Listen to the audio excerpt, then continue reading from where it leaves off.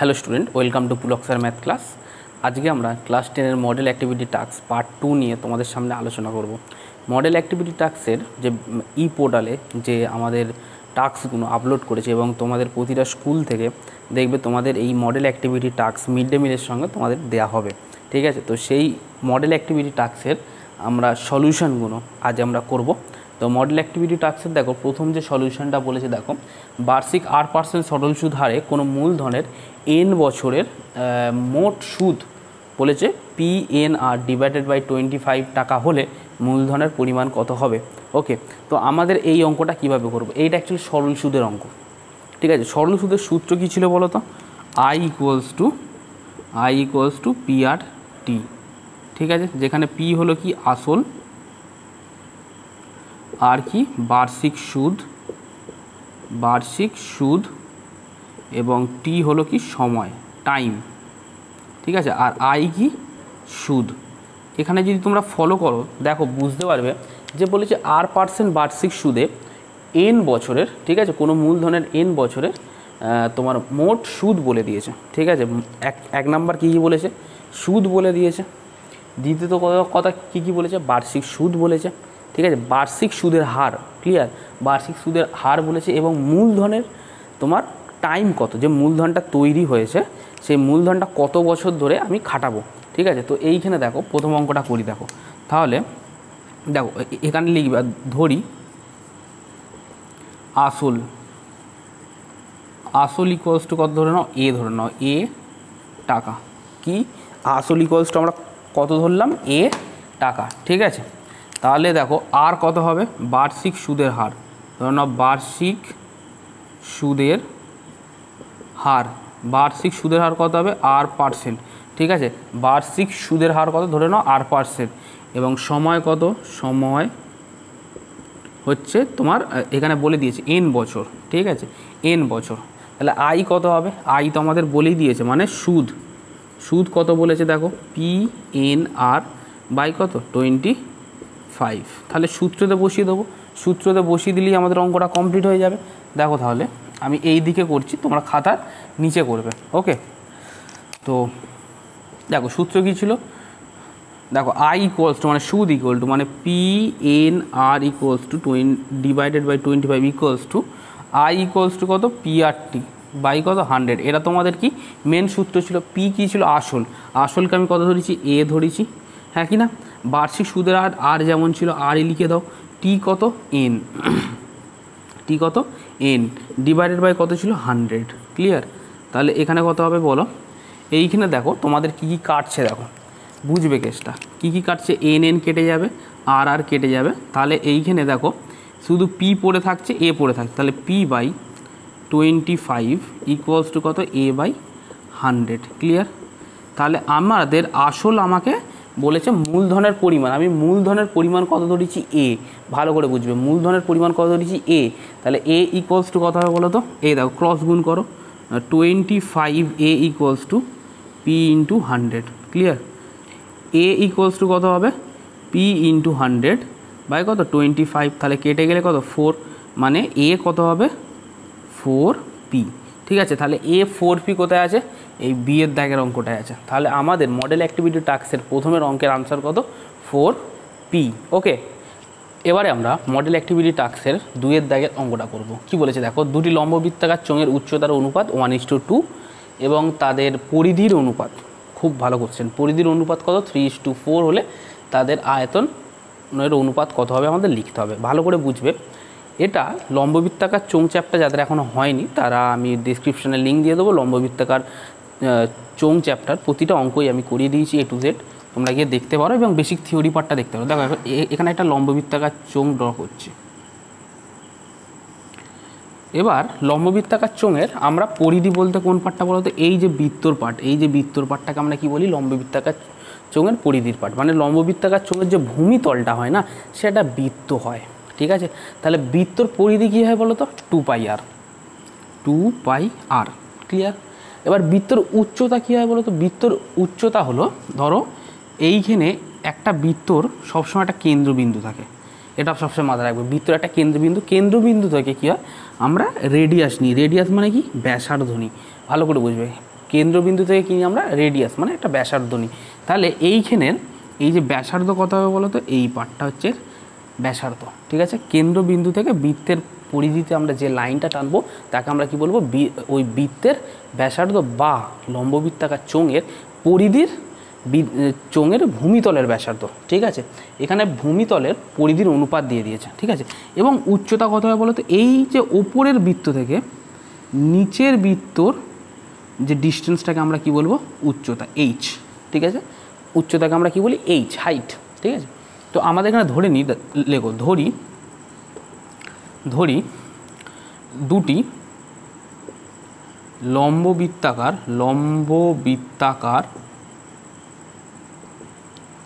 চোঙের উচ্চতা হলো 1:2 দিয়ে আছে, তো একটাকে করে দিলাম এইচ আর একটা কমা কত 2h, মানে এইচে ভেঙে দিলাম এবং 2h ভেঙে দিলাম, ঠিক আছে। এবং তাদের ব্যাসার্ধের অনুপাত কত বলবো বলো তো, হবে একটাকে ধরবে 3r, ধরে নাও একটাকে r1 ধরে নাও ও r2, ঠিক আছে। তাদের আমরা ব্যাসার্ধের অনুপাত কী ধরে নিলাম, r1 এবং r2, কেন, তাদের পরিধি দেওয়া আছে, ক্লিয়ার। তাহলে এইখানে লিখবে অতএব দুটি চোঙের পরিধির অনুপাত লিখে অঙ্কগুলো করবে, পরীক্ষার খাতায় খুব কিন্তু আসার চান্স আছে। আমরা বৃত্তের পরিধি কত জানি বলো তো, 2πr। এবার একটা বোঝো, এইটা একটা চোঙ আছে যার পরিধির অনুপাত ধরে নিলাম, যেহেতু প্রথমটাকে r1 ধরেছিলাম, তাহলে এটা কত, এই যে বৃত্তের পরিধি কত 2πr1 ধরে নাও এইটা। আর একটা আমি যদি চোঙ ড্র করি দেখো, ঠিক আছে, তারও কত হবে 2πr2 ধরে নাও, ঠিক আছে। তাহলে লিখবে 2πr1/2πr2 = কত, 3/4। অনুপাত মানে 3:4 মানে কত, 3/4।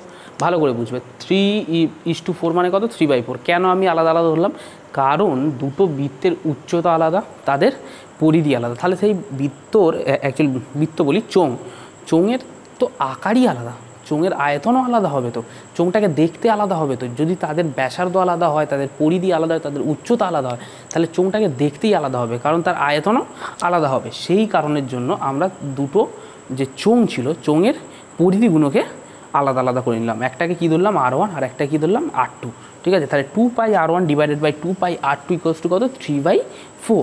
তাহলে এইখানে দেখো এলিমিনেট কে হচ্ছে, এই 2 হচ্ছে, পাই হয়ে যাচ্ছে। তাহলে আমাদের কাছে কি পড়ে থাকছে, r1/r2 = কত, 3/4। দেখো r1/r2 = কত, 3/4। এবারে আমাদের আয়তনের সূত্রে ফেলে দেবো।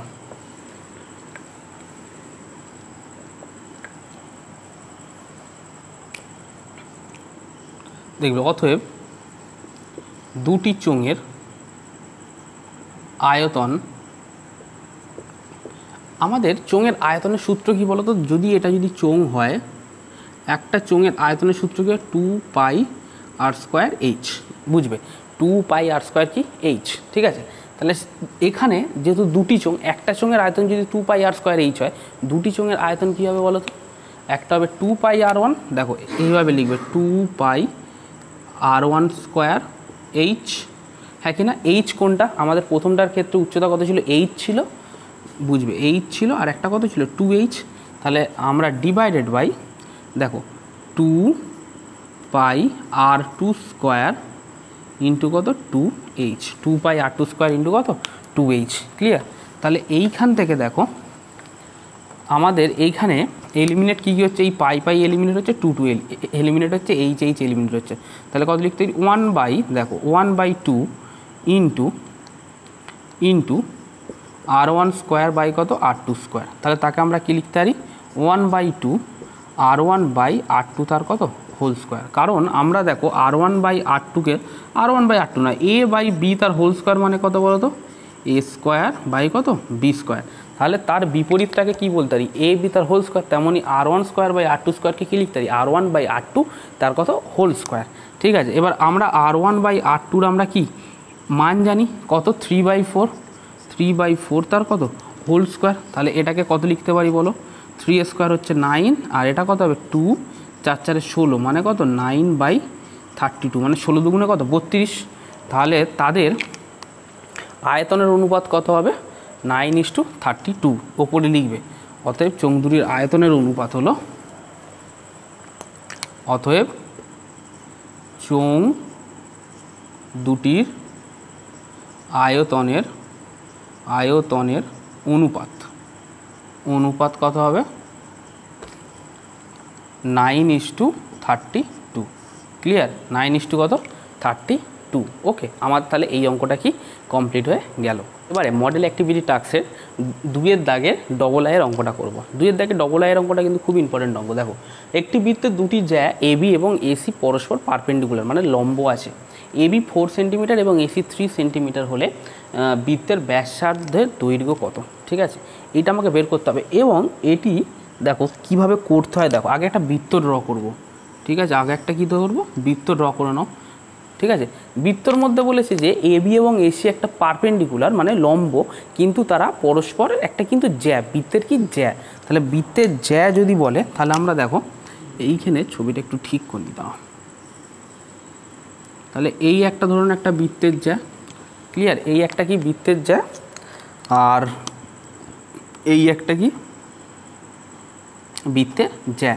এবার বলেছে এরা দুজন কি পারপেন্ডিকুলার। ক্লিয়ার, তাহলে এবং এইখান থেকে আমাদের কি বলেছে যে বৃত্তের ব্যাসের দৈর্ঘ্য। ঠিক আছে, তাহলে এইটাকে এমনভাবে ড্র করো যেন যেন বৃত্তের কেন্দ্রে থেকে যায়। কোথা থেকে যায়? বৃত্তের কেন্দ্রবিন্দু থেকে যায়। তাহলে এটার নাম দাও এবি, আর এটা কত এসি, মানে এবি এবং এসি পরস্পর কি পারপেন্ডিকুলার। ক্লিয়ার, তাহলে এইখানে আমি যদি বিসির দৈর্ঘ্য বের করতে পারি, বিসিটা কি আমাদের এখানে বিসি হলো ব্যাস। ঠিক আছে, বিসি ডিভাইডেড বাই 2 কত হবে বলো তো? ব্যাসার্ধ। অঙ্কটা এখানে কিন্তু প্রায় 90% কমপ্লিট হয়ে গেল। বিসি বাই 2 কত হবে? মানে আমাদের কি ব্যাসার্ধ, মানে কোনটা বের করতে হবে? বিসিকে যদি আমরা অর্ধেক করতে পারি তাহলে আমাদের কী হয়ে যাবে? ব্যাসার্ধ বেরিয়ে যাবে। এবং আমাদের এবি বলে দিয়েছে দেখো 3 সেন্টিমিটার, সরি এবি কত বলেছে 4 সেন্টিমিটার এবং এসি কত বলেছে 3 সেন্টিমিটার। ওকে, 3 সেন্টিমিটার। তাহলে আমাদের এখানে কি বের করতে হবে? বিসি বের করতে হবে। তাহলে ত্রিভুজের সূত্র থেকে পাই, দেখো এখানে লিখবে ত্রিভুজের সূত্র থেকে পাই। তাহলে ত্রিভুজের সূত্র কী ছিল? একটা সমকোণী ত্রিভুজের সূত্র কী ছিল? যে অতিভুজ স্কোয়ার ইকুয়াল টু মানে বিসি স্কোয়ার ইকুয়ালস টু কত হবে? লম্ব স্কোয়ার বাই কত? ভূমি স্কোয়ার। মানে কি লম্ব স্কোয়ার কোনটা? এসি স্কোয়ার বাই কত? এখানে এবির স্কোয়ার। হ্যাঁ কি না? ক্লিয়ার, তাহলে আমরা এখান থেকে দেখো কী কী আমাদের আসতে পারে। এসি স্কোয়ার মানে কত বলো তো? 3 স্কোয়ার প্লাস কত? 4 স্কোয়ার। 3 স্কোয়ার মানে কত? 9 এবং 16 মানে কত? 25। ক্লিয়ার, তাহলে আলটিমেটলি কত বেরোলো? 25 বেরোলো। তাহলে বিসি কত হবে বলো তো? অতএব এখানে বিসি লিখে দাও তো, বিসি তার হোল স্কোয়ার। এখানে কত লিখবো? বিসি তার whole square implies BC equals to কত হবে? √25 ইকুয়ালস টু কত? +-5। ক্লিয়ার, কত? +-5। এবার একটা জিনিস বোঝো, এখানে ডিস্টেন্সের ক্ষেত্রে মাইনাস কথাটা আমার লাগে না, ভালো করে বুঝবে। ডিস্টেন্স কোনোদিনও মাইনাস দেওয়া হয় না। তাহলে আমরা এখানে কোন মানটাকে নেবো? অতএব এই দিকে করছি, দেখো অতএব বিসি ইকুয়ালস টু কত? +5।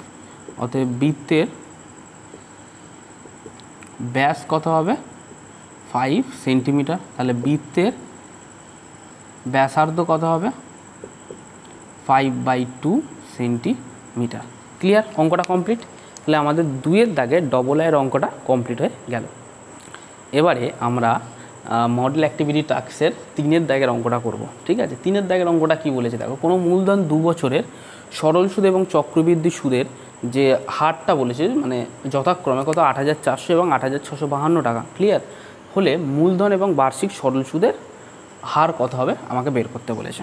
ভালো করে বোঝো, এখানে দুটোরই একটা সরল সুদের বলে দিয়েছে, একটা চক্রবৃদ্ধি সুদের সুদ কত বলে দিয়েছে। ঠিক আছে, এবং সেটা কত বছর টাকাটা খেটেছে। ঠিক আছে, টাকাটা কত বছর আমাদের খেটেছে সেটাও বলেছে, সেটা হচ্ছে 2 বছর। ক্লিয়ার, তো সেই ক্ষেত্রে লিখবে ধরি ধরি আসল হলো মানে মূলধনের পরিমাণ পি টাকা এবং সুদের হার আর পার্সেন্ট। ক্লিয়ার? আর কত পার্সেন্ট, তাহলে এবার আমাকে কি করতে হবে, 2 বছরের সুদের হার বের করতে হবে। ঠিক আছে, সুদের পরিমাণ কত ছিল, অতএব আর পার্সেন্ট সরল সুদে 2 বছরের সুদের পরিমাণ হলো লিখে করবে 2 বছরের কত সুদের পরিমাণ কত হবে বলো তো। আমরা সূত্র কি জানতাম বলো তো, সরল সুদের ক্ষেত্রে কী ছিল, I equals to PRT by কত 100 না, আই ইকুয়ালস টু কত ছিল পিআরটি বাই 100।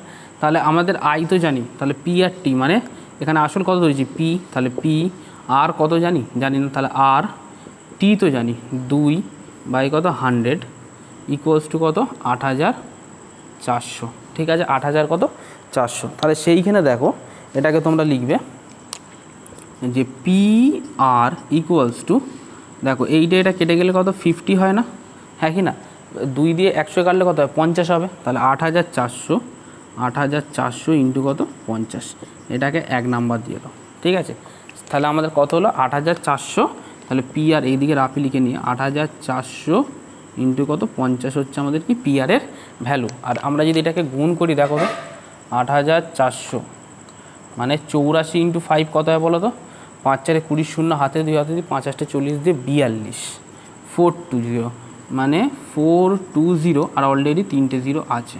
ক্লিয়ার? এই টাকাটা হলো কি আমাদের 2 বছরের সরল সুদে।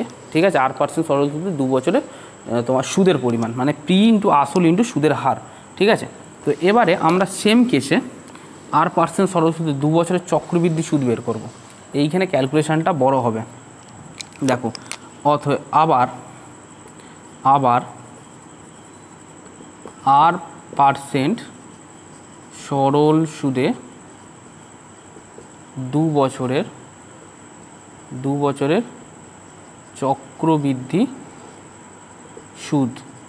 ঠিক আছে, 2 বছরের চক্রবৃদ্ধি সুদ কত হবে বলো তো, সূত্র কী ছিল বলো তো, P into 1 plus R by 100, তার মাথায় কত ছিল চক্রবৃদ্ধি সুদ গেস কী ছিল P into 1 plus R by 100, তার মাথায় কত এনটা কী ছিল বছর, কত বছর আমার টাকাটা খেটেছে। ঠিক আছে, তাহলে কত বছর 2 বছর ইকুয়ালস এবং মাইনাস পি।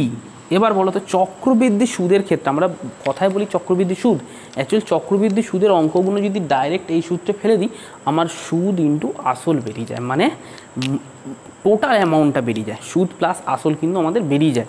ঠিক আছে, আমাকে এখানে সুদ বলে দিয়েছে। ঠিক আছে, সুদ কত বলেছে দেখো 8652, তাহলে সুদ যদি বেরোয় তাহলে আমার এই পুরো সূত্রটা থেকে আমি যদি আসল কত পি যদি বিয়োগ দিয়ে দিই তাহলে আমার কত বেরোবে 8652, মানে সুদ বেরিয়ে যাবে। ঠিক আছে, তো এইটাকে আমরা ক্যালকুলেট করব। দেখো যদি আমরা পি যদি কমন নিই, দেখো এটাকে কত লিখতে পারি 100 প্লাস আর বাই 100 তার কত whole square minus 1 equals to কত 8652। কেন? কারণ পি কমন নিয়ে নিলাম, পি যদি কমন নিয়ে নিই তাহলে আমার এটা হবে, তো এটাকে ওপরে এবার মুছতে হবে, কিছু করার নেই।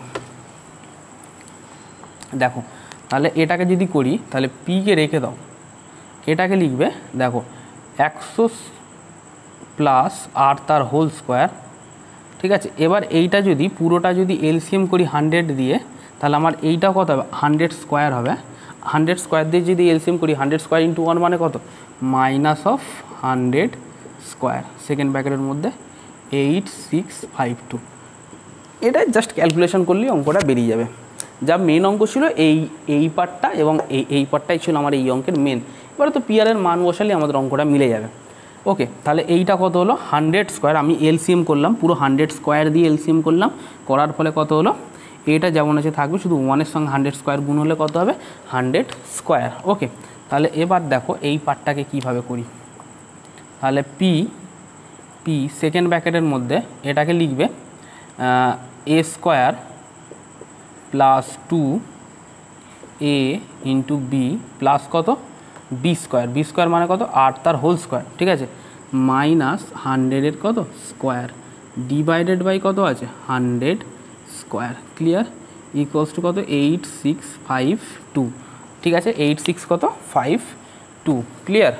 তো এইবারে দেখো এখানে কত লিখতে পারি বলো, এই 100 স্কোয়ার লেখার আগে এই 100 স্কোয়ার আর এই 100 স্কোয়ার কি কেটে যাচ্ছে, তাহলে পি, এবার দেখো পি তাহলে কত লিখতে পারি, তাহলে 200, 2 × 100 কত 200 × আর প্লাস আর স্কোয়ার, ঠিক আছে, ডিভাইডেড বাই 100 স্কোয়ার কত হবে 8652, ক্লিয়ার। এবার দেখো এইখানে আমি একটা মান পেয়েছিলাম পি আর ইকুয়ালস টু, ঠিক আছে, কত 4200, ঠিক, তাহলে আর ইকুয়ালস টু কত হবে বলো তো, পি ইকুয়ালস টু কত হবে, পি ইকুয়ালস টু 4200 মানে 4টে 0 বাই কত আর, লেখো তাহলে পি এর জায়গাতে কত লিখবো বলো তো 42 4টে 0 বাই কত আর, সেকেন্ড ব্র্যাকেটের মধ্যে 200 আর প্লাস আর স্কোয়ার, ঠিক আছে। আর এইটাকে যদি 100 স্কোয়ারকে যদি ব্রেক করি, দেখো এটাকে সেকেন্ড ব্র্যাকেট দিতে হবে না, ছেড়ে দাও, এটাকে একটা ফার্স্ট ব্র্যাকেট দাও, আর 100 স্কোয়ারকে যদি ব্রেক করি দেখো কত হয় বলো তো, একের পরে 4টে 0 মানে 10,000, ঠিক আছে। এবারে এইটা দেখো এইখানে কাটাকুটি করো, এইটা কেটে গেল, ক্লিয়ার। তো সেইখানে দেখো কত হয় 8652, ক্লিয়ার। তাহলে এইখানে এবং এইখান থেকে আমি কি করব বলো তো, আর কমন নিয়ে নেবো, আরকে যদি কমন নিয়ে আমাদের কত পড়ে থাকছে বলো তো, তাহলে দেখো কি পড়ে থাকছে, তাহলে 42 বাই আর, আমি আর একটা আরকে কমন নেবো, এই 200 আর প্লাস আর স্কোয়ার থেকে যদি কমন নিই কত হবে 200 প্লাস কত আর, 200 প্লাস কত আর, এইখান থেকে এই আর এবং এই আর স্কোয়ার থেকে যদি আর কমন নিই এখানে কত পড়ে থাকবে 200 আর এখানে কত পড়ে থাকবে আর, ক্লিয়ার। তাহলে ইকুয়ালস টু কত 8652, ওকে। এই আর কি মানে সব আমাদের কেটে গেল, ক্লিয়ার। তো এবারে এইটাকে কি করি দেখো, তাহলে এটাকে গুণ করে দাও, তাহলে 42 আর তার সঙ্গে কত 2 গুণ করো, তাহলে 4 8, আর অলরেডি কী আছে 2টো 0 আছে, তাই 2টো 0 বসে যাবে, তাহলে এটা কত হবে 8400, ঠিক আছে, প্লাস 42 আর ইকুয়ালস টু কত 8652, ক্লিয়ার। কত হলো 8652 equals to 42 R equals to কত হবে 8652 মাইনাস কত 8400 মানে কত তোমার 252, ক্লিয়ার। কত হলো 252, তাহলে আর ইকুয়ালস টু কত হবে বলো 42 আর ইকুয়ালস টু কত হলো 2652, ওকে। তাহলে এইখানে আর ইকুয়ালস টু কত হবে 252 ডিভাইডেড বাই কত 42, আমি দেখো 42 এর সঙ্গে যদি 6 মাল্টিপ্লাই করি, 6 2 12 2 হাত 1 4 4 24 একে 25, মানে এটা কত দিয়ে কাটাকাটি 6, তাহলে আর এর মান কত 6, অতএব লিখবে বার্ষিক সুদের হার কত 6%, ঠিক আছে। এবারে আমাদের আসলটা বের করতে হবে, কত বের করতে হবে আসলটা বের করতে হবে। তাহলে আমরা যেটাকে 1 নম্বর সমীকরণ দিয়েছিলাম, দেখো লিখবে 1 নং সমীকরণ থেকে পাই, 1 নং সমীকরণ থেকে কী পাই বলো তো, পি আর ইকুয়ালস টু কত 42 4টে 0 মানে কত, দেখো এবার সেইখানে আমরা দেখো এইখানে আর এর মানটা যদি বসিয়ে দিই, তাহলে আর পি ইকুয়ালস টু কত হবে 42 4টে 0 বাই কত পি, এই সরি আর, ঠিক আছে, 42 4টে 0 মানে আর, তাহলে 42 4টে 0 ডিভাইডেড বাই কত 6, তাহলে 6 7 কত 42, মানে এটা কত হবে 70,000, কত হবে 70,000, তাহলে আমাদের মূলধনের পরিমাণ কত 70,000, ক্লিয়ার। এখানে লিখবে অতএব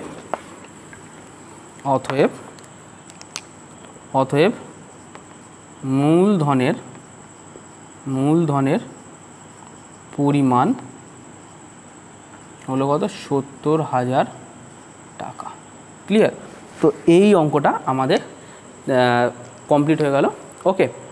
এবারে আমরা মডেল অ্যাক্টিভিটি টাস্কের 4 দাগের অঙ্কটা করব। 4 দাগের অঙ্কটা কি বলেছে দেখো, A X square plus B X plus C দ্বিঘাত সমীকরণের বীজদ্বয়ের অনুপাতেরা বলে দিয়েছে 1:r। খুব ইম্পর্ট্যান্ট অঙ্ক, কোষে দেখি 1.5 চ্যাপ্টার অঙ্ক, যেটা তোমরা যেটা সায়েন্স নিয়ে পড়বে ক্লাস 11-এ, কিন্তু খুবই ইম্পর্ট্যান্ট একটা পার্ট। ক্লিয়ার? এই বীজদ্বয়ের অনুপাতগুলো, ক্লিয়ার? বীজদ্বয়ের অঙ্কগুলো এবং বীজদ্বয়ের অনুপাত থেকেও কিন্তু ক্লাস 11-এ খুব অঙ্ক আসে। তো যারা সায়েন্স নিয়ে পড়বে তাদের ক্ষেত্রে কিন্তু খুব ভাইটাল পার্ট। তবে দেখাও যে r+1 তার whole square divided by r = b²/ac। ঠিক আছে? তো আমরা সবার প্রথম দেখো এখানে বীজদ্বয়গুলো কী কী বলো তো, আমরা লিখে নেব। ধরি A X square plus B X plus C = 0 সমীকরণের বীজদ্বয় হলো কত? ধরে নাও একটা হচ্ছে আলফা, আর যেহেতু 1:r বলেছে, ঠিক আছে, 1 কত বলেছে? r বলেছে, তাহলে বীজদ্বয় কত হবে? আলফা কমা আর আলফা। ভালো করে তাহলে বীজদ্বয় একটা কথা মাথায় রাখো, দ্বিঘাত সমীকরণের বীজ কটা হবে? দুটো। আমরা নর্মালি সূত্রে কী শিখেছিলাম বলো তো? এখানে ধ্যান দাও একটুখানি। A X square plus B X plus C = 0 সেই সমীকরণের তোমার বীজদ্বয় কত ছিল? একটাকে ধরেছিলাম আলফা এবং একটাকে কত ধরেছিলাম? বিটা। বীজদ্বয় মানে কি? দ্বিঘাত সমীকরণের বীজদ্বয় কত হয়? দুটো, আলফা বিটা। ত্রিঘাত সমীকরণ কত হবে? Alpha beta gamma, alpha beta gamma. এবং চতুর্থ ঘাত সমীকরণের কত হবে? Alpha beta gamma delta. মানে প্রতিটা ঘাত যখন বাড়বে, ঠিক আছে, ক্লিয়ার, তখন কি হবে? তাদের বীজদ্বয়ও কী হবে? একটা একটা করে বাড়বে। যেমন দ্বিঘাতের ক্ষেত্রে দুটো, ত্রিঘাতের ক্ষেত্রে তিনটে, চতুর্থ ঘাতের ক্ষেত্রে চারটে, পঞ্চম ঘাতের ক্ষেত্রে পাঁচটা, এরকম করে কী বাড়তে থাকে। ক্লিয়ার? তো এই কেসটাই তোমরা মাথায় রাখো। এবং যেখানে সমীকরণ কী ছিল বলো তো? আলফা প্লাস বিটা কত ছিল? -b/a, আর আলফা বিটা কত ছিল? c/a। Clear? Alpha plus beta কত ছিল? -b/a, আলফা বিটা কত ছিল? c/a। তাহলে এইখানে যেখানে এটা আমার আলফা আছে, কিন্তু বিটাটা এখানে কত আছে? 2 আলফা। মানে একটা বীজ আলফা আছে, অপর বীজটা কি? আর আলফা। ক্লিয়ার? আগেরটা 2 আলফা বলেছিলাম, ওটা নয়, শুধু আর আলফা হবে। ঠিক আছে? একটা বীজ কত? আলফা, আর একটা বীজ কত? আর আলফা। তাহলে এদের যোগফল কত হবে বলো তো? তাহলে অতএব আলফা প্লাস আর আলফা = কত? সেই একই হবে, কারণ এর সমীকরণটা কি? একই। তাহলে এখানে আলফাটা যদি কমন নিয়ে নিই, তাহলে 1 + r = কত? -b/a। ঠিক আছে? কত? -b/a। এবং এদের আর একটা ছিল দেখো, আলফা বিটা কত? আলফা বিটা মানে এখানে বিটা কত? আর আলফা। তাহলে আর আলফা = কত? c/a। ক্লিয়ার? আলফা ডট আর আলফা কত? c/a। তাহলে আমরা এটাকে বলো তো কী লিখতে পারি? দেখো এইটাকে লিখতে পারি। অর্থাৎ আলফা ডট আর আলফা = c/a যদি a হয়, alpha square, alpha into alpha কত হবে? আলফা স্কোয়ার হবে, ইন্টু আর = কত? c/a। ক্লিয়ার? তো এইটাতে আমরা এই আলফার মানটা বসিয়ে দেবো। দেখো কেসটা বুঝবে। এখানে আমরা এইখানে আলফা সমান কত লিখতে পারি বলো তো? আমাদের যদি আলফা থাকে 1 + r = b/a, তাহলে আলফা কত হবে? তাহলে -b/a × 1 + r, হ্যাঁ কি না? -b/a/1 + r। তাহলে এইখানে বসিয়ে দাও, আলফা স্কোয়ারের জায়গাতে বসিয়ে দাও। দেখো কি হয়। ইমপ্লাইজ, এর নিচে এই ইমপ্লাইজ চিহ্নটা দেবে। আলফা স্কোয়ার কত হবে? -b/a × 1 + r, একটা ফার্স্ট ব্র্যাকেট, তার মাথায় কত? Whole square. ঠিক আছে? ইন্টু কত? আর = কত? c/a। কত হলো? c/a। তাহলে দেখো এবার এইখানে দেখো, যেহেতু স্কোয়ার আছে আর কি মাইনাস চিহ্ন থাকবে না, তাহলে এটা কত হবে? b²/a², b² কত? a², 1 + r তার কত? Whole square.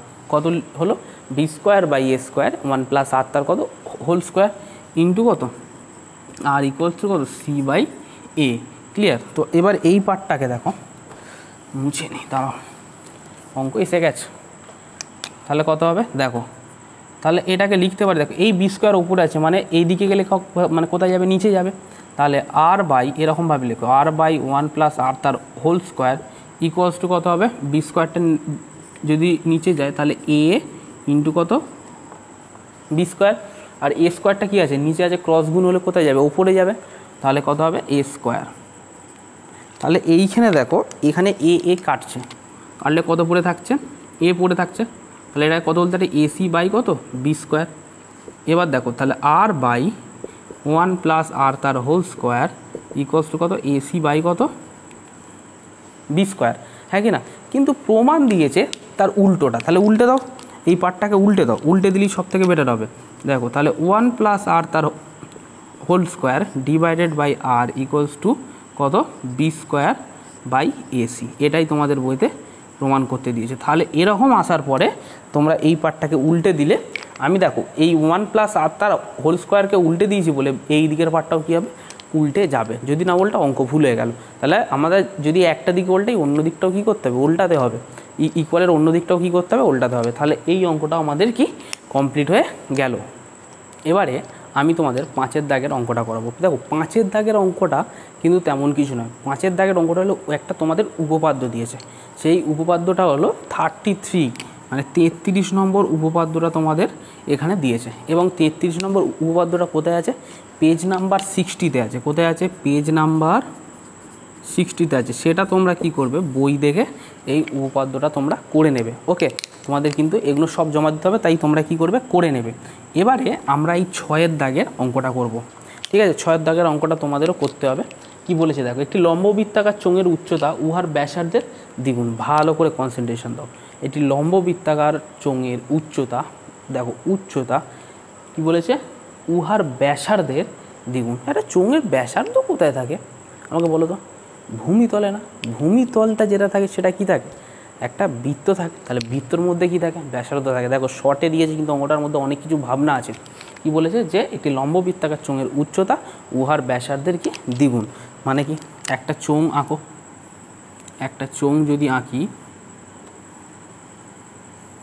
এই একটা চোঙের মধ্যে কি ভূমিতল এবং ওপরের তল আছে, তাহলে বলেছে যে এই চোঙের উচ্চতা কত, প্রথমের অঙ্কটাই বলেছিলাম এইটা হচ্ছে চোঙের প্রথম যে তোমার বৃত্ত থাকে এবং নিচের তলের বৃত্ত, মানে উপরিতল এবং নিচের তল দুটোই কি বৃত্ত থাকে, তাহলে সেই বৃত্ত থাকা মানে কি তার একটা কেন্দ্রবিন্দু থাকবে, সেই কেন্দ্রবিন্দু থেকে পরিধির উপরে যে কোনো লাইন টানবো, সেটা কি হয়ে যাবে, সেটা হয়ে যাবে ওই বৃত্তের ব্যাস। তেমন চোঙেরও কি ব্যাসার্ধ, তেমনই চোঙেরও কী হবে ব্যাসার্ধ হবে। তো এইখানে বলেছে যে উচ্চতাটা যে বৃত্তের যে ব্যাসটা হবে, মানে এইটা যা হবে এটা যদি আর হয় এটা কত হবে বলো তো 2r। কেন? কারণ এখানে বলে দিয়েছে চোঙের উচ্চতা উহার ব্যাসার্ধের কি দ্বিগুণ, মানে ব্যাসার্ধ যদি আর হয় উচ্চতা কত হবে 2r। ক্লিয়ার? তাহলে এইখানে লিখবে ধরি তারপর অঙ্কটা পড়ছি, চোঙের ব্যাসার্ধ আর ডেসিমি। তার কারণ ডেসিমি লেখার কারণ হলো এখানে বলেছে যে চোঙের উচ্চতা যদি চোঙের উচ্চতা 6 গুণ হয় তবে চোঙটির আয়তন 539 ঘন ডেসিমি। এখানে দেখো আয়তনটা কত দিয়েছে 539 ঘন ডেসিমি, মানে ডেসিমিতে অঙ্ক আছে, তাই আমরা কি ধরলাম চোঙের ব্যাসার্ধ কত দেখলাম আর ডেসিমি। ঠিক আছে, তাহলে চোঙের উচ্চতা কত হবে বলো? চোঙের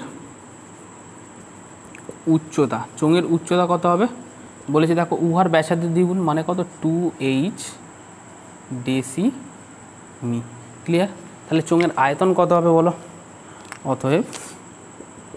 অতএব চোঙের আয়তনের সূত্র কি পাই আর স্কোয়ার এইচ, তাহলে পাই আর স্কোয়ার মানে কি আর তার স্কোয়ার ইন্টু এইচ কত, এখানে এইচটা লিখবে না, এখানে লিখবে 2r, তাহলে এটা কত হবে 2r। ক্লিয়ার? তাহলে এটা কত হবে 2 পাই আর কিউব, 2 পাই কত আর কিউব ঘন ডেসিমি। মানে কি যদি দেখো এই জায়গাটা হয়তো আমি এইচ লিখেছিলাম, তো বলে দিই যে চোঙের উচ্চতা কত 2r হবে, কারণ ব্যাসের দ্বিগুণ, মানে ব্যাস যদি আর হয় তাহলে উচ্চতা কত হবে 2r। ঠিক আছে, আগে এটা এইচ লিখেছিলে, এইচটা কেটে দিয়ে 2r করো, বুঝতে পেরেছো? এবার কি করব দেখো এই জায়গাটা, এবার যদি বলেছি যদি 6 গুণ হতো তবে চোঙটির আয়তন 539 ঘন ডেসিমি হতো।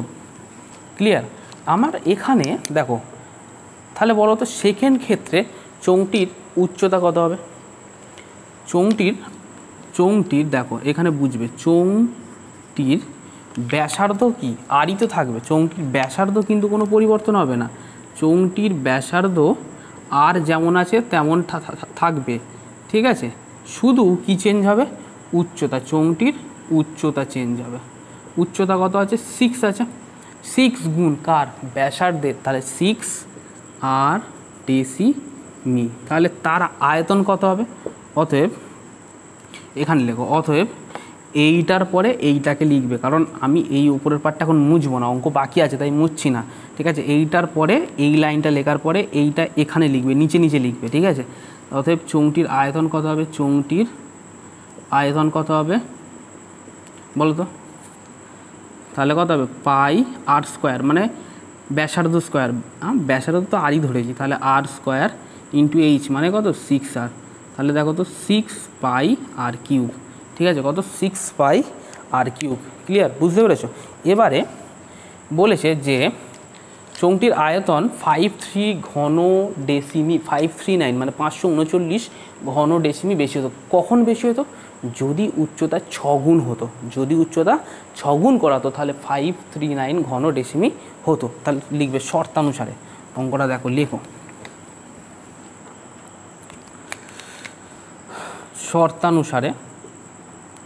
শর্তানুসারে বা প্রশ্নানুসারে তোমরা লিখতে পারো।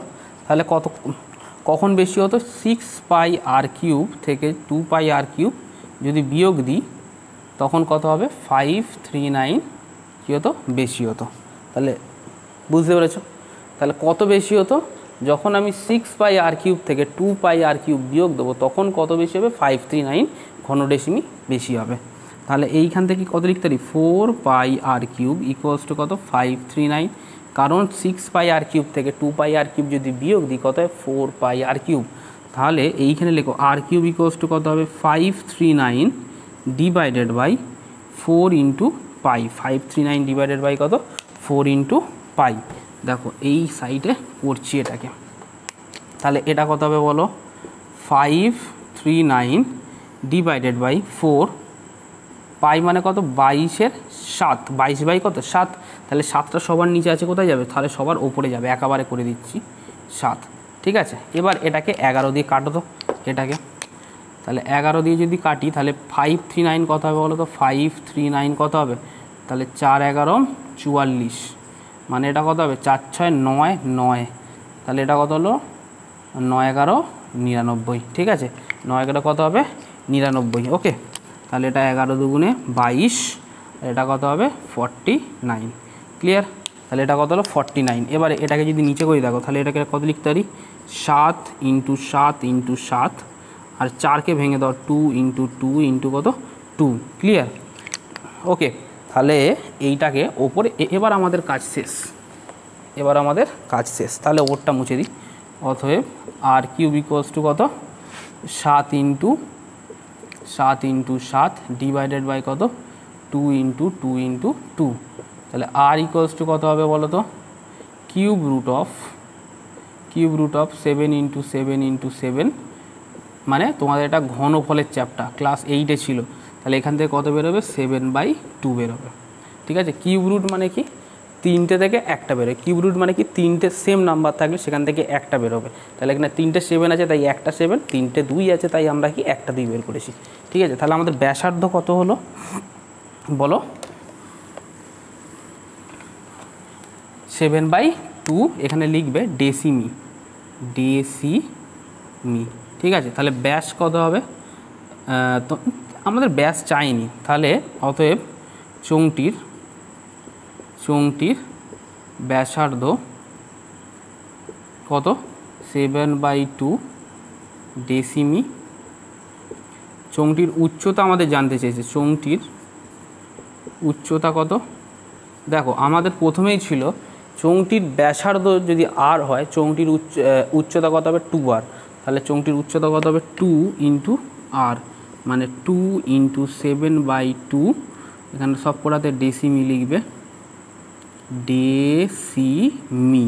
তাহলে এইটু কী হয়ে যাবে, এলিমিনেট হয়ে গেল, তাহলে 7 ডেসিমি, ক্লিয়ার। তো এটাই কি ছিল আমাদের আজকের মডেল অ্যাক্টিভিটি টাস্কের লাস্ট অঙ্ক। তো যারা যে চ্যানেলে নতুন আছো অবশ্যই চ্যানেলটিকে সাবস্ক্রাইব করবে, পাশে থাকা বেল আইকনটাকে প্রেস করে রেখে দেবে এবং ভিডিওটা কেমন লাগলো অবশ্যই কিন্তু কমেন্টে জানাবে। এবং আমাদের এই চ্যানেলে আমরা ক্লাস 10-এর দায়িত্ব নিয়েছি যে এই চ্যানেলের মাধ্যমে তোমাদের ক্লাস 10-এর সব সিলেবাস আমরা শেষ করব, ঠিক আছে? তো তোমরা অবশ্যই চ্যানেলটিকে সাবস্ক্রাইব করে রাখো এবং অবশ্যই তোমরা প্রতিটা চ্যাপ্টার A to Z অঙ্কের ভিডিও তোমরা সলিউশন অবশ্যই পেয়ে যাবে, নিঃসন্দেহে থাকো।